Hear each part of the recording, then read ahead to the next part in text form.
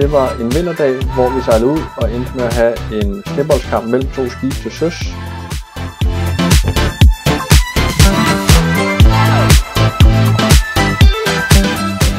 Det vil være hyggeligt, det vil være sjovt, og det vil være udfordrende.